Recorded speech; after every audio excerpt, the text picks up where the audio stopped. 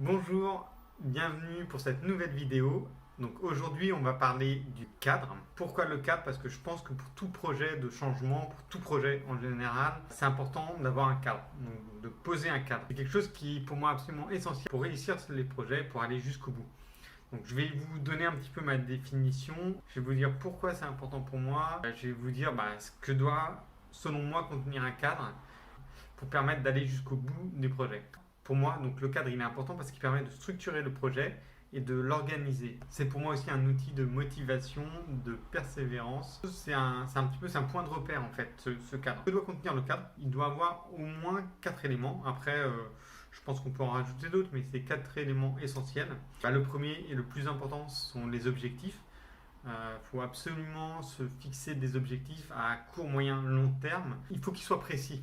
C'est important qu'il soit précis, au moins sur du court terme. Sur du moyen et du long terme, on peut au début se contenter d'avoir des objectifs peut-être pas très très très précis. Pourquoi je dis ça? C'est peut-être pas ce qu'on entend souvent, mais je pense qu'il ne faut pas se créer soi-même des freins. Donc si on n'a pas des objectifs très très très très clairs sur du très long terme, mais qu'on a un peu une vision de là où on veut aller, c'est surtout pas ça qui doit nous empêcher de passer à l'action. Donc il faut mieux garder ces objectifs peut-être pas très très précis sur le long terme, mais par contre se concentrer sur du court terme et du moyen terme. En mettant les actions en place, en étant dans une démarche de modification de son environnement, de soi, de son environnement, dans une démarche de progression, ça deviendra beaucoup plus facile par la suite de retravailler sur ces objectifs et de faire des objectifs à long terme beaucoup plus précis. Je répète, les objectifs c'est très très important. Surtout sur les objectifs à court terme, ils doivent être accompagnés d'actions.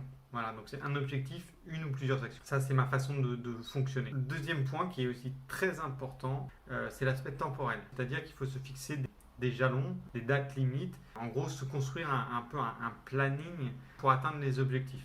Comme tout planning, bien sûr, il peut évoluer. Mais très très important parce que ça va structurer la façon de mettre en œuvre notre projet. Et ça sera un petit peu un point d'ancrage et un point de motivation. Les jours où on a un petit peu moins de motivation, regarder et se dire cette semaine j'avais prévu de faire telle action, on est samedi, c'est pas encore fait, bon, j'ai pas forcément envie, j'ai d'autres choses à faire, mais c'est pas grave. Le plus important c'est mon projet, c'est ce que j'ai décidé, je le fais pour moi, donc c'est le plus important, donc j'y consacre au moins 1 heure et j'avance dessus. Voilà, c'est une source de persévérance et une source de motivation. Un planning sur des temps assez longs. Plus on va sur des temps courts, plus il doit être précis et avec des actions précises. Le troisième point qui est très très important, c'est les ressources. Bien sûr, celles que l'on a à sa disposition et qui sont importantes pour le projet. Ça peut être des ressources financières, ça peut être ça peut être ses connaissances, ses amis, ses connaissances, sa famille. Si on a comme projet de changer de cadre de vie, forcément que la famille et le soutien de sa famille, c'est une ressource. Ça peut être les outils qu'on a à sa disposition. Internet, qui est un très très bon outil, puisqu'il y a à peu près tout dessus.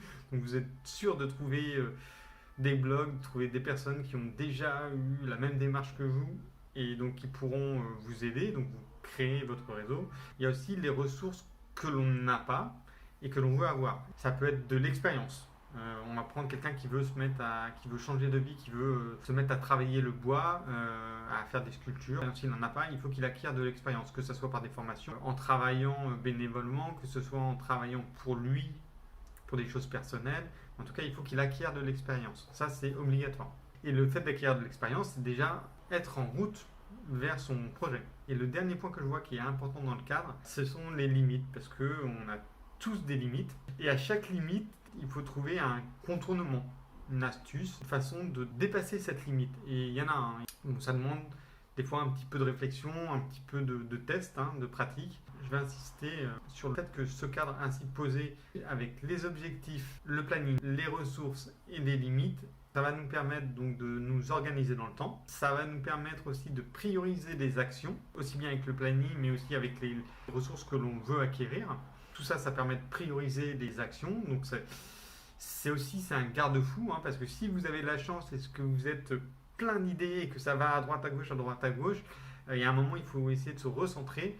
Et en ayant ce cadre bien posé, bien écrit, on peut voir si on dérive et si on part sur des choses qui sont peut-être pas forcément essentielles. Et le cadre, c'est aussi un point de repère, ça peut être votre pilier, hein, vraiment dans ces changements, dans ce projet.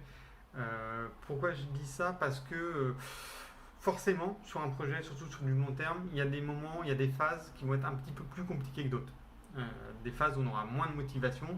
Et là, d'avoir le planning, les jalons, des actions qui vont avec, écrit, des choses que l'on n'a pas mais que l'on doit acquérir, lorsqu'on n'a plus de motivation, parmi tout ça, on va forcément trouver quelque chose à faire. Et l'important, c'est d'être toujours en mouvement, d'être en action. C'est ça qui va permettre les jours où c'est un peu plus compliqué d'accomplir quelque chose. Et le fait d'accomplir même des petites actions, forcément, ça redonne un peu de motivation. Donc, il y a des fois, si on sait plus quoi faire, on reprend le cadre, on reprend les objectifs long terme, moyen terme, court terme, les actions qui vont en face, les ressources qu'on a, les ressources que l'on n'a pas.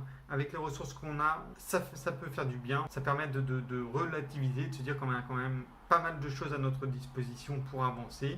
Avec les ressources que l'on n'a pas, ça nous donne aussi pas mal de motivation pour nous dire voilà, j'ai quand même pas mal de choses encore que je peux améliorer et qui vont faire que j'arriverai au bout. Donc merci pour avoir regardé la vidéo. N'oubliez pas, abonnez-vous, cliquez sur la petite cloche pour recevoir des vidéos. Et il y a mon blog aussi où tous les jours je mets une petite pensée.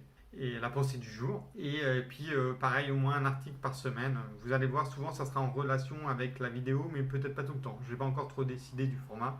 Donc voilà, donc n'hésitez pas, allez voir mon blog, construire-et-changer-sa-vie.com et abonnez-vous à la chaîne et cliquez sur la cloche pour recevoir des vidéos toutes les semaines. Merci beaucoup et bonne fin de journée.